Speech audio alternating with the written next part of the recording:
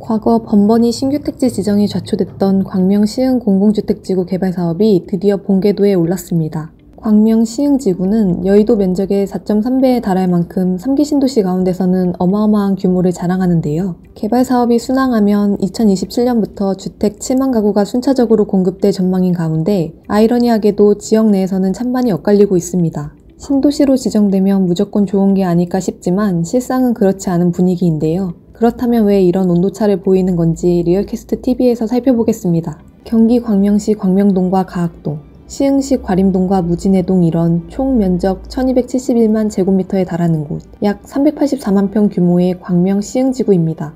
여의도 면적의 4.3배에 달하는 규모로 3기 신도시 중 가장 큰데요. 여의도와 불과 12km밖에 떨어지지 않아 위치도 3기 신도시 중 가장 상위권입니다. 게다가 수도권 제1순환고속도로 안쪽의 자리에 서울의 주택 수요를 흡수하기에도 최적의 위치인데요. 2027년부터는 주택 7만 가구가 순차적으로 공급될 예정입니다. 지난 11월 29일 국토교통부는 광명 시흥지구에 대한 공공택지지구 지정을 고시했습니다. 이처럼 면적과 수용 인원은 물론 입지 조건 측면에서도 돋보이는 광명 시흥지구. 하지만 사실 그동안 명과 암이 엇갈렸던 곳입니다. 왜냐하면 윤석열 정부의 공공주택 50만 호 공급계획 발표 이후 첫 지정지구로서 주목받았지만 한국토지주택공사 직원들의 땅 투기 사태의 시발점이 됐던 곳이어서입니다. 일련의 의혹들로 3기 신도시가 되기까지 우여곡절이 많았는데요. 그럼에도 불구하고 신규 공공택지로 확정된 가운데 이 일대는 광명과 시흥을 아우르는 듀얼 허브시티가 조성될 예정입니다. 특히 청년주택을 포함한 다양한 유형의 주택 공급으로 수요자의 여건 및 생애 주기별 맞춤형 주거 선택권을 제공하고 도시철도역 인근에는 콤팩트시티를 적용해 개발 밀도를 높인다는 게 정부 계획입니다. 시간을 되돌려보면 광명 시흥지구는 재미난 이야깃거리가 더 많은 곳입니다. 사실 이명박 정부 당시인 2010년에 보금자리지구로 지정됐던 과거가 있는데요. 이를 발판 삼아 서남권 대표 신도시로 떠올랐지만 사업은 부동산 경기 침체와 자금난 등이 맞물려 순조롭지 못했습니다. 시기가 계속 미뤄지면서 주민들은 보상 및 사업 백지화를 요구하며 맞불을 났고 결국 사업 중단이라는 사태를 맞게 됐는데요. 그러다 2015년 보금자리 지구에서 해제된 광명 시흥지구는 특별관리지역으로 묶여 각종 개발 및 기반시설 조성에도 제약을 받아왔습니다. 이랬던 곳이 3기 신도시로 거듭났지만 주민들은 여전히 탐탁치 않아하는 모습입니다. 그렇다면 3기 신도시 호재에도 별다른 반응이 없는 이유는 무엇일까요? 심지어 반대까지 하는 그만한 이유가 있다는데요. 우선 광명에는 수건사업인 철산주공아파트 재건축과 광명 뉴타운 재개발처럼 도시정비 사업을 통한 대규모 주거 공급이 예정돼 있습니다. 뉴타운을 중심으로 아파트 공급이 늘고 있는 와중에 신규 택지의 값싼 아파트가 대거 공급되면 가격 측면에서 불리해질 수밖에 없는데요. 실제로 현재 뉴타운 지역 분양가는 평당 2천에서 3천만 원 수준인데 신규 택지에서 1,000만 원 중후반대 분양이 되면 광명 전체 집값이 떨어질 수밖에 없습니다. 광명 시흥지구 면적이 워낙 크다 보니 집값에 더욱 예민해지는 것도 사실입니다. 일각에선 임대신도시라는 비판의 목소리가 새어나올 정도인데요. 어쨌든 광명은 뉴타운 인근 인프라 조성에다 재개발 재건축만으로 공급은 충분하니 신도시 개발을 굳이 안 해도 괜찮다는 분위기입니다. 금리가 떨어지면 다시 집값은 조금씩 올라갈 거예요.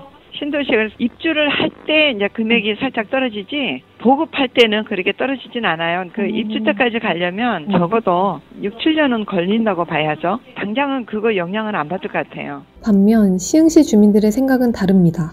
3기 신도시에 포함된 시흥 과림동과 무진해동, 금이동 일대는 30년 이상 된 낡은 저층 빌라들이 많아 그동안 매매는 물론 전세조차 잘 거래되지 않았는데요. 때문에 시흥시 주민들은 신도시 개발을 발판 삼아 지역의 상승 효과를 기대하고 있습니다. 그동안은 난개발을 막기 위해 특별관리지역으로 지정돼 개발이 제한돼 왔지만 신도시 개발로 주택의 안정적인 공급과 부족한 생활기반시설이 확충되면 분명한 변화가 있을 것이라는 이야기입니다. 건물 같은 건 지을 수 없고 임야를 훼손할 수도 없어요. 여긴 그린벨트 지역이라 아파트뿐이 아니라 이제 일반 상가도 들어서고 이제 도시화가 되겠죠. 다만 명품 신도시로 나아가기까지는 시간이 소요될 전망입니다. 이에 지역 커뮤니티에서도 광명 시흥지구 개발에 뜨거운 반응이 이어지고 있습니다. 실제로 유명 부동산 커뮤니티에선 벌써부터 호재인지 악재인지를 놓고 갑론을박이 뜨거운데요. 단기적으로는 광명 뉴타운 재개발과 철산 재건축은 물량 과대 공급으로 악재일 수 있지만 장기적인 관점에선 광명 전체의 호재가 될 듯. 주변 배후 지역 짧게 보면 악재, 길게 보면 호재. 그래도 장기적으로는 김포처럼 전철이든 뭐든 끌어올 힘이 생기니 호재가 될 수도 있겠네요 등 장기적인 시각에선 호재라는 입장이 많았습니다. 이에 반해 일단은 주변 광명 철사는 악재네요. 가뜩이나 몇만 세대 물폭 예정인데 4만 가구 더 들어서니 광명 폭락의 서막이 열리겠군요. 이명박 정부 때도 광명 시흥 발표 나자 이 동네 집값 떨어지긴 했어요 등 악재라는 의견도 만만치 않았는데요. 이처럼 3기 신도시에 대한 관심이 뜨거운 만큼 광명 시흥 지구를 향한 관심도 앞으로 꾸준히 이어질 전망입니다. 하지만 그 과정에서 진통이 예상되는 것도 사실입니다. 최근 광명시와 시흥시는 국토교통부의 공공주택지구 결정에 대해 지역 입장을 고려하지 않은 발표라며 공식적으로 유감을 표했습니다. 그러면서 군부대와 사격장, 그린벨트와 같은 개발 제한 구역 및 특별관리지역 잔여지 등을 신도시에 포함해 지구 경계를 재조정해야 한다고 요구했는데요. 광명 시흥지구가 이러한 대내적인 난항을 뚫고 기존 1, 2기 신도시와는 달리 종합적인 기반시설을 갖춘 미래 신도시로 거듭나길 한번 지켜봐야겠습니다.